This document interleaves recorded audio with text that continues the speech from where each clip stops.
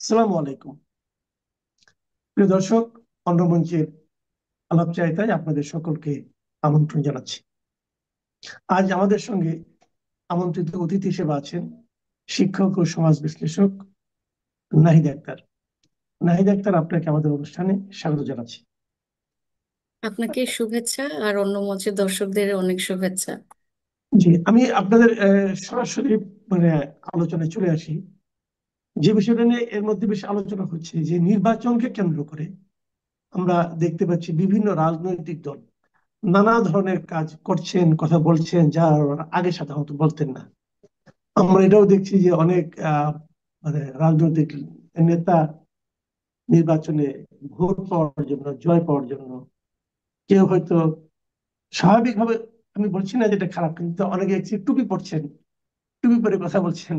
টুপিটা খারাপ কিছু না, কিন্তু অন্য সময় পরেন না, এখন ভোটের জন্য পড়ছেন। আবার কাউকে কাউকে দেখছি যে যাদের দলের নামের সঙ্গেই ইসলাম জড়িত, যেমন জামাতে ইসলাম, ওনারা হিন্দুদের বিভিন্ন সমাবেশে যাচ্ছেন, যে নানা রকম কথাবার্তা বলছেন যা নাকি অন্য সময় সাধারণত ওনারা বলেন না। আবার আওয়ামী লীগের ব্যাপারে সারা সময় পুরো বছর ধরে বিষোদ্গার করার পরও এখন তাদের মধ্যে এক ধরনের কম্পিটিশন আমরা দেখতে পাচ্ছি, যে তারা আওয়ামী লীগের কত প্রিয় এবং তার প্রতিদ্বন্দ্বী দলের চেয়ে আওয়ামী লীগের প্রতি তাদের এই ভালোবাসাটা কত মৌলিক, এটা প্রমাণ করার জন্য এক ধরনের প্রচেষ্টা। আবার সর্বশেষ দেখলাম যে জামাতের নেতা, যিনি কারামুক্ত নেতা, সদ্য কারামুক্ত নেতা এটিএম আজহারুল ইসলাম, উনি বলতেছেন যে জামায়াতি নাকি স্বাধীনতা এবং মুক্তিযুদ্ধের সপক্ষে শক্তি। তো এই বিষয়গুলো আসলে মানে এর পেছনে কি মনস্তত্ত্ব কাজ করে বলে আপনার মনে হচ্ছে? ধন্যবাদ। বাংলাদেশের রাজনীতি বর্তমানে একটা মানে পলিটিক্যাল সার্কাসে পরিণত হয়ে গেছে, মানে বিনোদনের অন্যতম মাধ্যম হয়ে দাঁড়িয়েছে। তো আপনি যদি মানে খুব বোর্ড থাকেন তাহলে ফেসবুক বা সোশ্যাল মিডিয়া খুলে যখনই পলিটিক্যাল নিউজ দেখতে শুরু করবেন আজকাল, দেখলে আপনার ভীষণভাবে আপনি এন্টারটেইনড হবেন। এন্টারটেইনড হওয়ার কারণ কি? মানে জামাত যখন বলে যে জামাতই হচ্ছে স্বাধীনতার পক্ষের শক্তি, তখন আসলে মানুষ কি ফিল করবে, এই ফিলিংটা আইডেন্টিফাই করাটাও একটা মানুষের জন্য জটিল হয়ে দাঁড়িয়েছে। আমি কি হাসবো নাকি কাঁদবো, নাকি আমি আম, কি ধরনের ইমোশন আমি ইউজ করব, সেটাই আমি আসলে বুঝতে পারি না। খুবই দুঃখজনক। তো এখন উম, রাজনীতিকে কেন্দ্র করে বা ইলেকশনকে কেন্দ্র করে বিশেষ করে তারা অনেক ধরনের নতুন নতুন স্ট্র্যাটেজি নিয়ে আসছে। এখন স্ট্র্যাটেজিগুলি কি? সবাই ভোট পেতে চায়, সবাই পাওয়ার লাভিং, সবারই পাওয়ার দরকার, ক্ষমতা দরকার, সবারই সংসদে যাওয়া দরকার। এখন ক্ষমতায় যেতে হলে একটা মানে জনগণ যারা আছে তাদের কাছ থেকে ভোট নিতে হবে। যেহেতু আমাদের ভোটের মাধ্যমে নির্বাচন হয়, ফরহাদ মাজার যেভাবে চায় সেভাবে তো আর নির্বাচন হচ্ছে না, উনি তো চাচ্ছেই না নির্বাচন।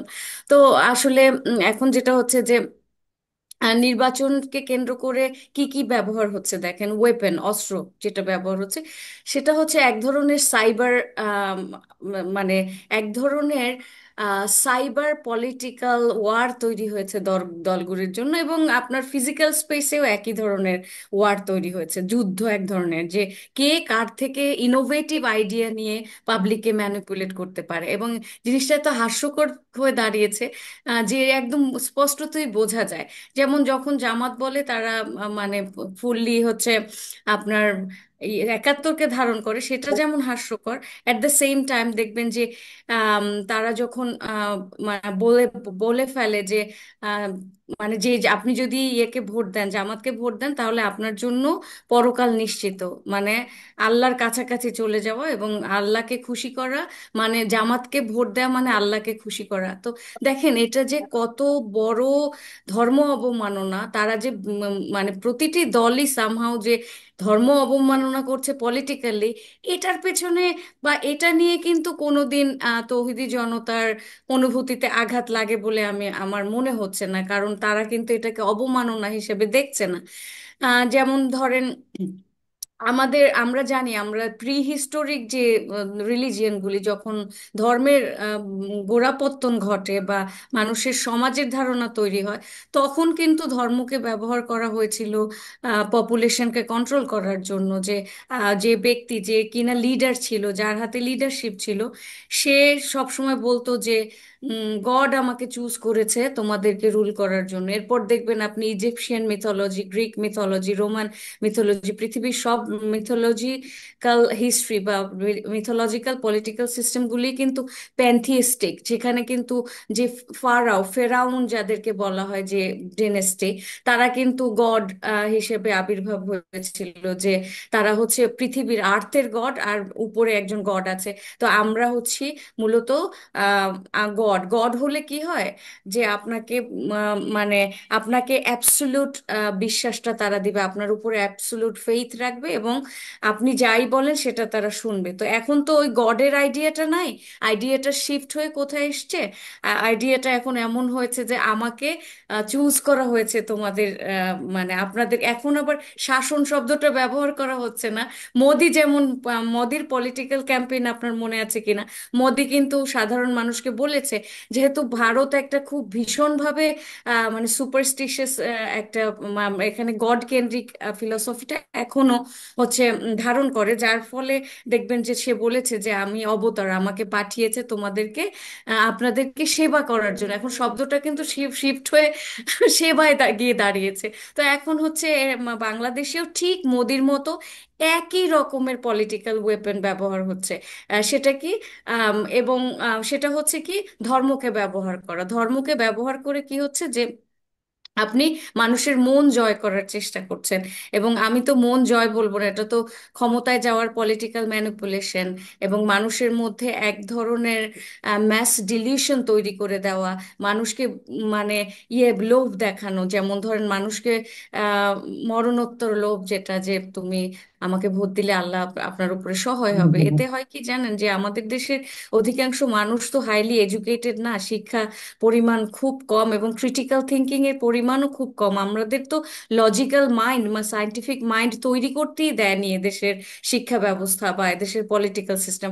আমি বরাবরই বলে আসছি যে এদেশের পলিটিক্স মানুষকে কিভাবে বোকা বানিয়ে রাখছে। তো এটা বোকা বানানোর একটা ওয়েপন, এবং মানুষের ক্রিটিক্যাল সিস্টেমও মানে ক্রিটিক্যাল যে থিঙ্কিং, ওইটাও ডেভেলপ হবে না। তো এইভাবে তারা মানে ফুললি ম্যানিপুলেশনের মধ্যে দিয়ে গিয়ে মানুষকে একেবারেই মানে এমন একটা ডিলিউশনাল স্টেটে নিয়ে যাচ্ছে যে মানে জামাতকে ভোট ভোট দেয়া তার ইমানি দায়িত্ব। এবং সেই একই কাজ বিএনপি করছে। আপনি যে টুপি পরার কথা বলেছেন, সেই টুপি পরে বলছে যে আমরা ক্ষমতায় আসলে তারা কাদিয়ানীদেরকে কি করবে, ক্ষমতায় আসলে তারা মানে তারা হচ্ছে কনস্টিটিউশনে সর্বশক্তিমান আল্লাহর নামে শুরু করছি সেটা আবার দিবে। তো এইভাবে মানুষের মন জয় করার জন্য ধর্মকে খুব ব্যাডলি ব্যবহার করা হচ্ছে। এবং আমি তো বলবো এটা ভীষণভাবে ধর্ম অবমাননা। এখানে এআই ব্যবহার করা হচ্ছে, আপনি জানেন এআই দিয়ে বিভিন্ন ভিডিও তৈরি করা হচ্ছে ডিফেম করার জন্য, মানুষের নামে মানে আহ, খুব নেগেটিভ প্রোপাগান্ডা ছড়ানোর জন্য। তো ভয়ঙ্করভাবে প্রোপাগান্ডা এখানে আম, মানে তৈরি হয়েছে, এবং প্রত্যেকটাই তারা সেলফ কন্ট্রাডিক্টরি। যেমন জামাত যখন স্বাধীনতাকে ব্যবহার করছে সেটাও যেমন সেলফ কন্ট্রাডিক্টরি, বিএনপি যখন ধর্মকে ব্যবহার করছে তখনও সেটা সেলফ কন্ট্রাডিক্টরি। কারণ আমরা গণতান্ত্রিক ব্যবস্থায় তো রিলিজিয়ান আর গণতন্ত্র এই দুটো একসাথে ওইভাবে যায় না, তারা গণতন্ত্রকেও এই একইভাবে ব্যবহার করছে। যাই হোক, এটা নিয়ে আমরা বহু কিন্তু আমরা কথা ওইটাও বলা যায়। দেখছি। আমরা আরেকটা প্রসঙ্গে একটু আসি। এই ধর্মের এই যে বাড়াবাড়িটা, অথবা ধর্ম নিয়ে যে একটা বাণিজ্য বলেন অথবা ধর্ম নিয়ে রাজনীতি বলেন, এর আরেকটা বোধহয় আমরা নমুনা গত কয়েকদিন ধরে দেখতে পেলাম। ওই যে বাউল আবুল সরকারকে নিয়ে, হ্যাঁ, তার একটা কথাকে নিয়ে নানা রকম আলোচনা হলো, এবং তার সমর্থকদের পেটানো হলো, এবং বাউল গান বন্ধ করে দিতে হবে এই ধরনের কথা বলা হচ্ছে। এবং এর মধ্যে কিন্তু এটার পক্ষ বিপক্ষে দ্বারা কিছু দাঁড়িয়ে গেছে, এবং বাউলদের পক্ষে আপনার কেউ কেউ রাস্তায় দাঁড়িয়েছিল বলে তাদেরকে পেটানো হলো।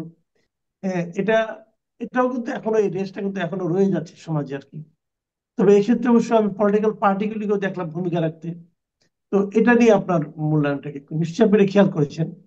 জি, আমি খেয়াল করেছি ব্যাপারটা ভীষণ মানে দুঃখজনক। যেমন ধরেন একটা সমাজে ডাইভার্সিটি থাকবে, প্লুরালিস্টিক থটস থাকবে, যে আমাদের যে চিন্তা চেতনা, আমাদের যে হুম। আইডিওলজিক্যাল স্ট্যান্ড, সেগুলো কিন্তু বহুত্ববাদী হবে। ডাইভার্সিটি থাকবে, মানুষ যদি সব এক চিন্তার হয়, একই রকম হয়, তাহলে তো আমরা এক হয়ে যাই, তাহলে তো আর আনন্দ থাকছে না, কি মানে ডাইভার্সিটি থাকছে না, সমাজের কোনো উন্নয়নই থাকছে না। মানুষের চিন্তা ভাবনা যখন বহুমাত্রিক হবে, শুধু তখনই কিন্তু একটা নেশনের উন্নতির পথে যাবে। তো আপনি দেখবেন যে যেগুলিকে আমরা উন্নত রাষ্ট্র বলি, সেই রাষ্ট্রগুলিতে বিভিন্ন ধর্মের বিভিন্ন চিন্তার মানুষ আছে, ধার্মিক, নিধার্মিক, বা বিভিন্ন কমিউনিটির লোকজন মিলে একটা সোসাইটি তৈরি করা হয়েছে, এবং সেই সোসাইটি সাস্টেইনও করছে, তারা খুব ওয়েল পারফর্মও করছে এই সোসাইটিতে, এবং তারা দিন দিন উন্নতি করছে। আর আমরা এমন একটা সোসাইটি তৈরি করতে চাচ্ছি যেখানে কিনা দিন দিন আমরা পেছনে যাচ্ছি, যেখানে আমরা দিন দিন অন্য বিপরীতমুখী যে মত, যে আপনার ভিন্ন মতকে দমন করে আমরা আগাচ্ছি। এটা এক ধরনের পাওয়ার প্র্যাকটিস। এই পাওয়ার প্র্যাকটিসটা কিন্তু আমি বলবো পলিটিক্যাল পার্টি যখন যদি এখন সেটাকে সাপোর্টও দেয়, সেটা হচ্ছে এক ধরনের নির্বাচন কেন্দ্রিক সাপোর্ট, কিন্তু পলিটিক্যাল পার্টিগুলি মূলত এই জিনিসটাকে ক্যাশ করে তাদের পলিটিক্যাল বিজনেসটাকে চালিয়ে গেছে। এবং তাদের জন্য এই জিনিসটা যদি খুব সিরিয়াস কোনো অফেন্স হতো, তাহলে কিন্তু এমন ঘটতো না। এখন এই যে ইন্টারিম গভর্নমেন্ট, যারা কিনা এক ধরনের মবকে বৈধতা দিয়েছে, একটা মবক্রেটিক গভর্নমেন্টে দাঁড়িয়েছে, যে দেশের এখন একমাত্র মানে ইয়ের আপনার প্রতিবাদের ভাষা হচ্ছে মব তৈরি করা। আপনি একটা জিনিস দেখেছেন খুব দুঃখজনকভাবে, যে আমাদের এক ধরনের অদ্ভুতভাবে ডিজিটাল মবক্রেসি তৈরি হয়েছে, যে আমরা ধরে ধরে যে কাউকে মব তৈরি করে তাকে অ্যাটাক করা হচ্ছে, মারা হচ্ছে। তো আবার অ্যাট দ্য সেম টাইম যে কাউকে ডিজিটাল মবরা কি করছে, আপনার সাইবার অ্যাটাক করছে, সাইবার বুলিং করছে, অকথ্য ভাষা হয়ে গেছে এদেশের মানুষের এখন পলিটিক্যাল ওয়েপন। ঢাকা বিশ্ববিদ্যালয়ের একজন শিক্ষক যখন বলে যে আপনি মানে জেন জির ভাষা হচ্ছে এটা, এটা গালি না, এটা খুব স্বাভাবিক, গালি হচ্ছে জেন জির ভাষা, তাহলে আপনি যদি এই জিনিসটাকে বৈধতা দেন এবং এই জিনিসটাকে রোম্যান্টিসাইজ করেন, হ্যাঁ, তাহলে তো আর ওই দেশের উন্নতির কোনো রাস্তা নেই। তাহলে এইগুলি তৈরি করেছে বুদ্ধিভিত্তিক যে সমাজ আছে আর কি, আমাদের দেশের যে ইন্টেলেকচুয়ালস আছে, বুদ্ধিজীবী, শিক্ষক এবং রাজনীতিবিদরা মিলে এমন একটা জায়গা তৈরি করেছে, যে যেখানে কিনা বাউলকে আপনার আক্রমণ করা হয়, কারণ তারা মাজারপন্থী। মাজারপন্থীকে আপনি গ্রহণ করতে পারবেন না। যারা কিনা কর্ম তেমন ভাবে করে না, তাদেরকে আপনি তাদেরকে মারবেন। আপনি হচ্ছে ভিন্ন পোশাক যারা পরে তাদেরকে আপনি অ্যাটাক করবেন। এই যে ভিন্ন পোশাকের কারণে যে অ্যাটাক করে তাকে ফুলের মালা দিয়ে বরণ করা হয়, এটা তো পলিটিক্যালি স্টেজ, মানে পলিটিক্স এইটাকে আসলে সব সময়ই ধীরে ধীরে ধীরে ধীরে আপনার ফুড দিয়ে বড় করেছে। এখন এমন অবস্থা হয়েছে যে কেউই আসলে নিরাপদ না। কে কোত্থেকে কাকে আক্রমণ করবে এটা বোঝাই যায় না, যে কার বিরুদ্ধে কখন মব ফর্ম করে, কার বিরুদ্ধে এই ধরনের এক ধরনের মেন্টালিটি, মব মেন্টালিটি তৈরি করে যে অ্যাটাক করবে। তো দেখেন সে বাউল মানুষ, তারা পালা গান গায়। এদেশের দীর্ঘ কাল ধরে এই ধরনের বাহাজ, এই ধরনের পালা গান এগুলি চলে আসছে। তারা বিভিন্ন মানে প্রশ্ন করে, প্রশ্ন করার যে প্রবণতা, সেটা তো আমরা ছোটবেলা থেকে দেখছি।